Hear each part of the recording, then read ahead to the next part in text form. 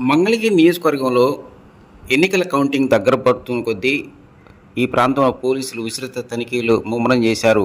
లాడ్జీలు, private బిల్డింగులు, అదేవిధంగా అనుమానిత ప్రాంతాల్లో అణువణువున చెకింగ్ మొదలుపెట్టారు.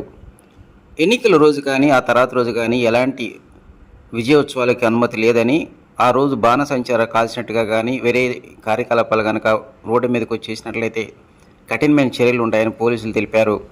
ఎవరైనా సరే శాంతియుత ప్రశాంతమైన వాతావరణంలో గమనిస్తూ ఉండాలి. అంతేగాని ఇష్టం వచ్చినట్టు విజయోత్సవ పేర్లతో కనుక రోడ్డు మీదకి వచ్చినట్టయితే కఠిన చర్యలు తీసుకుంటామని ఇప్పటికే 144 సెక్షన్ అమలు ఉందని పోలీసులు తెలిపారు. ఇక ఆచార్య నాగార్జున యూనివర్సిటీ పరిధిలో 3 అంచెల కట్టుదిట్టమైనటువంటి భద్రతా చర్యలు చేపట్టారు.